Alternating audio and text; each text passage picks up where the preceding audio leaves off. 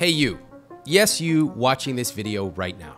You can retire as a multi-millionaire. A lot of people think the financial world is rigged against them, but it doesn't matter if you don't make a ton of money. It doesn't even matter if you haven't started yet. In this video, I'm gonna break down my entire step-by-step retirement playbook to build real wealth. 7 steps to ensure you retire richer than you ever could have imagined. Starting with step number 1, setting your number. So before we get into the strategies, you need to start with your number. How much do you really want to retire with, and how much do you need? For a lot of us, figuring out how much you want for retirement can create anxiety and fear about the unknown. How do you know how much you'll need in 20 years, 30 years, 40 years from now? According to a recent study, the average American believes they need $1.46 million in the bank to retire comfortably. But if you're part of Gen Z or millennials, that number is even higher. They expect they'll need $1.6 million to retire. Do you think anybody knows how much they actually need? No, they just made these numbers up. But how do we get the real numbers? Well, to understand how much you'll actually need, we need to talk about something called the 4% rule. In the 1990s, financial advisor Bill Bengen designed the 4% rule as an easy to follow number to know the 2 following things. Number 1, how much do you need to cover your costs throughout retirement? And number 2, how much do you need to make your money last as long as you do? The 4% rule means you should be able to safely withdraw and live off of 4% of your savings each year for a period of 30 years when you retire. Here's how to use it. First, find out how much you spend every year. This includes everything you might need in a year, including rent or a mortgage, utilities, groceries, gas, etc. For now, I'm going to use the average American's expenses for a year. That's $72,967 according to recent data from the BLS, but I'll use $73,000 just to make it simple. Take your estimated monthly expenses and divide that number by 4% to figure out how much you'll need to save for retirement. So 73,000 divided by 0.04 means that you need 1.825 million to retire comfortably. Okay, but let's say you want to live a great life. Let's say you want to spend lavishly when you retire. You want to travel more. How much would you need then? Well, let's bump that annual spending number up to 100,000. This time, 100,000 divided by 0.04 equals 2.5 million. Now, what I really like about this is you can play around with that first number, the annual dollar amount, to design a retirement that you will love. For example, you might own a house, your mortgage might be paid off, so you can reduce that number. Or you might want to travel more or bring your kids with you. Who knows? Here's the general calculation for you to use. Average annual expenses divided by 0.04 equals the amount you need for retirement.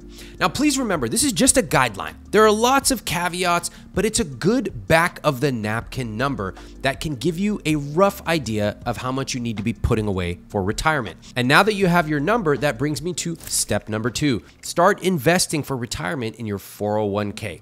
Now, please listen closely because this is one of the most powerful retirement tools at your disposal.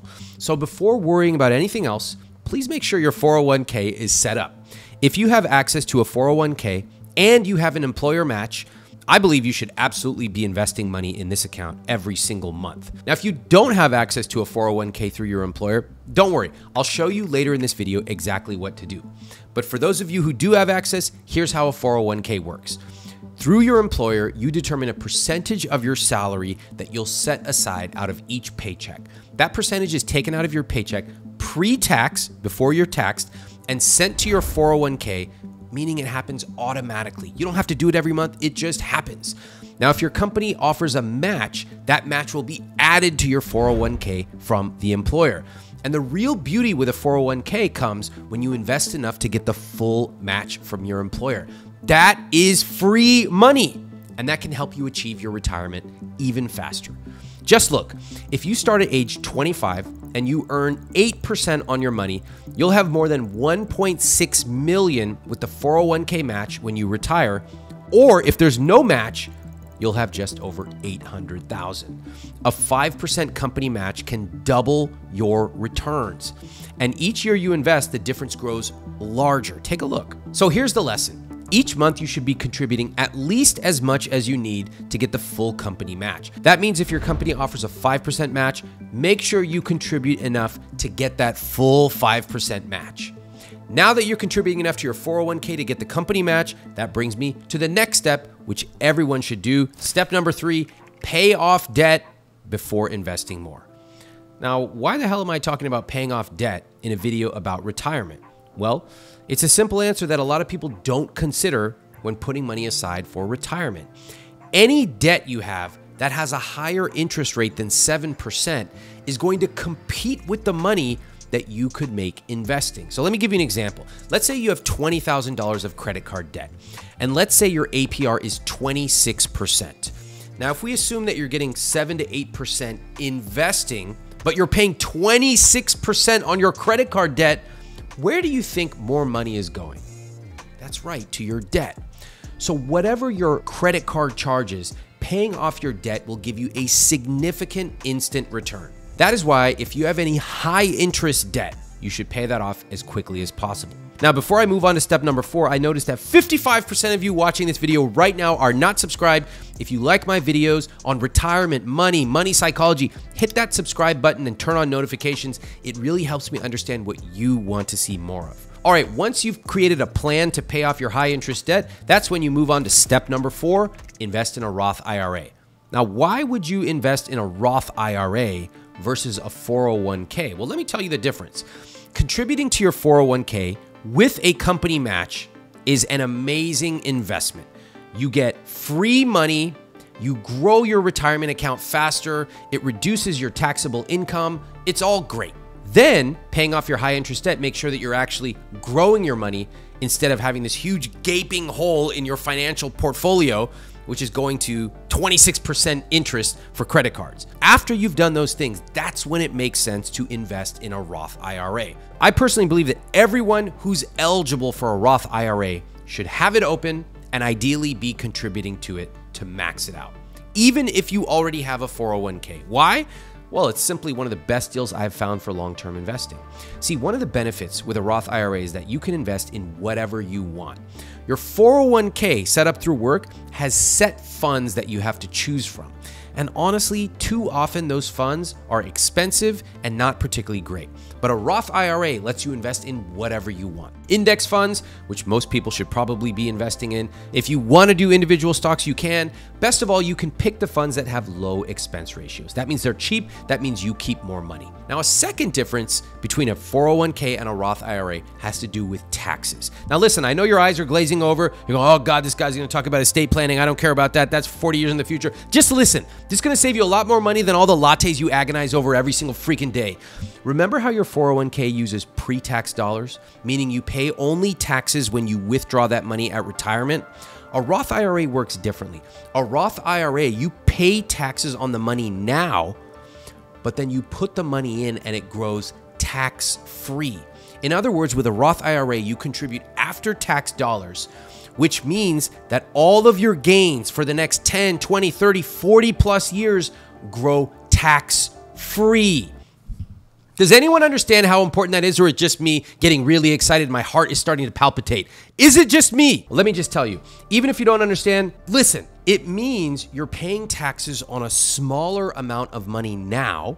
Like, let's say you make $100, $100 you pay taxes on, but as you invest that money, it grows and it grows and it compounds. And I know you don't understand what the hell I'm talking about when I say compound interest, but it's a lot of money.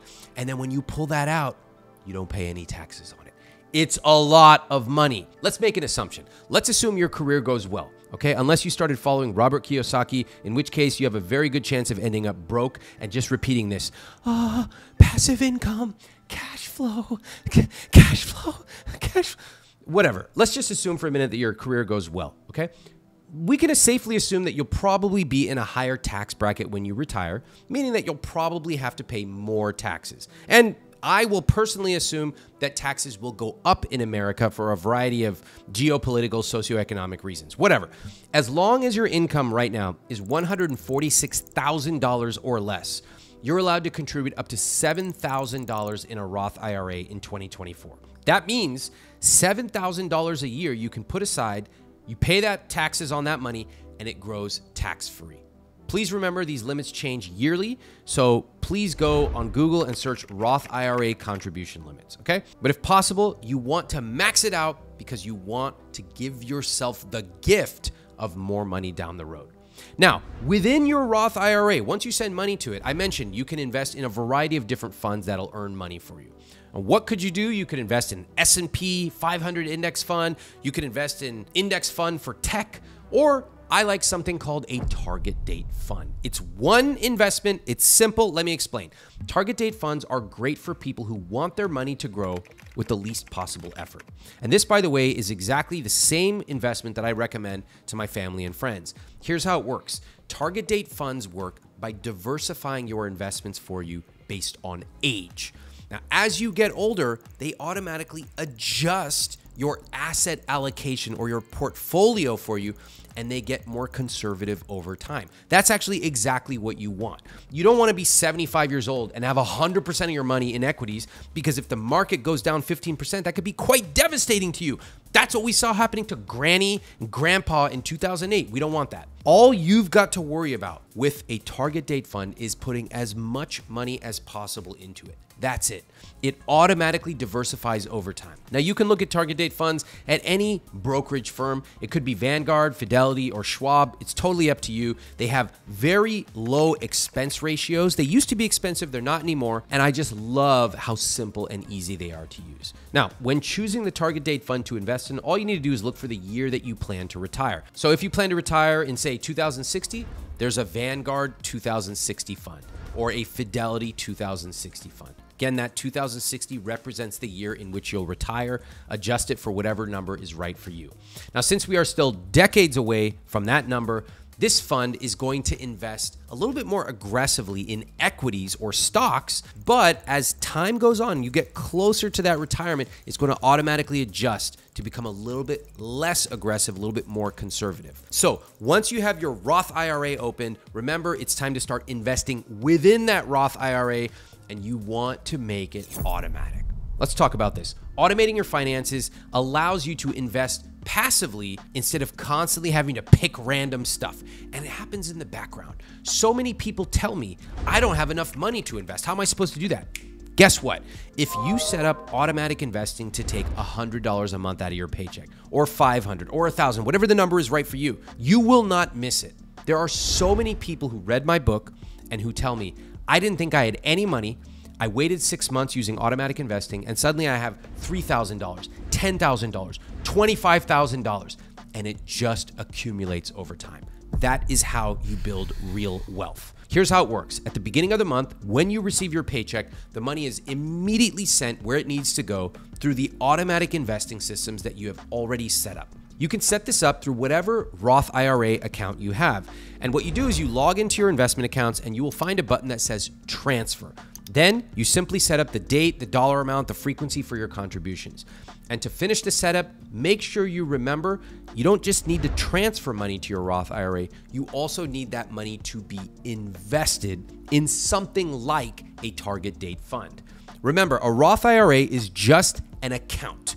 But within that account, you've got to invest the money. So it's crucial you go that final step to complete your automatic investing system. All right, great. Once you've contributed the max amount allowed to your Roth IRA, it's time to move to step 5. Grow your investments more by maxing out your 401k. Now remember, this step should only be done after you've maxed out your 401k, paid off high interest debt, maxed out your Roth IRA. If you still have money left over, go back to your 401k. Now, this step should be done only after you've maxed out your Roth IRA. Why? Because after contributing enough in your 401k to get the full employer match, maxing out your Roth IRA is the next best financial move. Like I mentioned earlier, it lets your money grow tax-free, meaning you won't pay taxes on potentially millions of dollars that you earn in this account.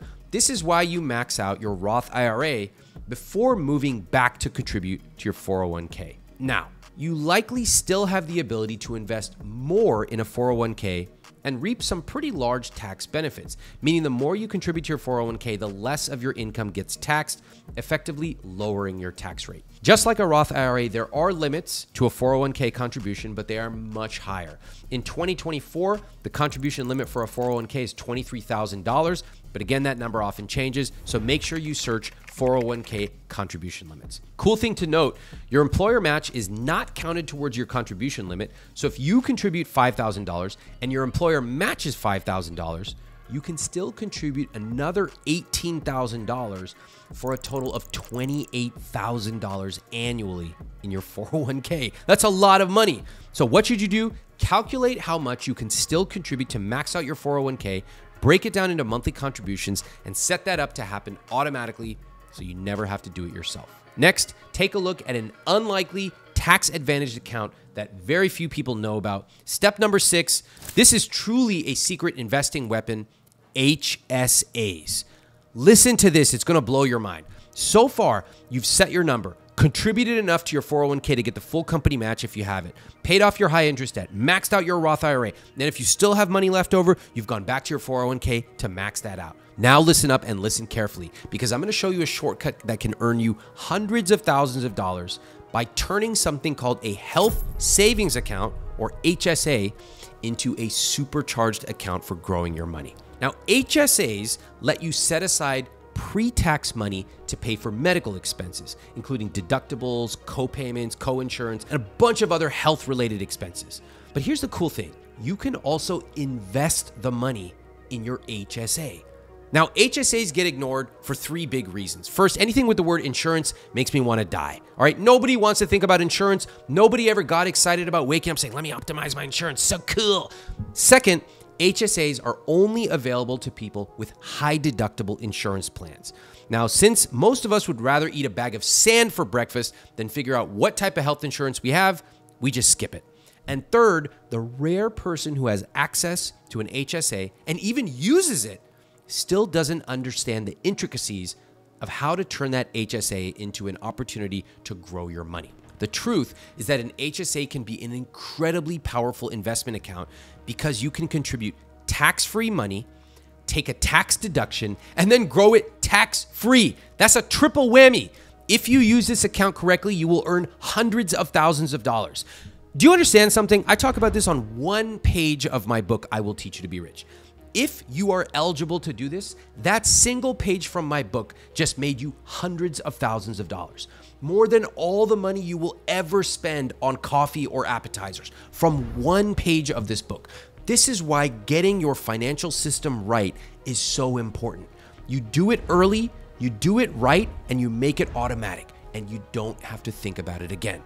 Now, before you get excited about investing through your HSA, you should find out if you're even eligible. If you're not, just move on. If you've already completed every other step in this video and you have a high deductible health plan, you may be ready for an HSA account.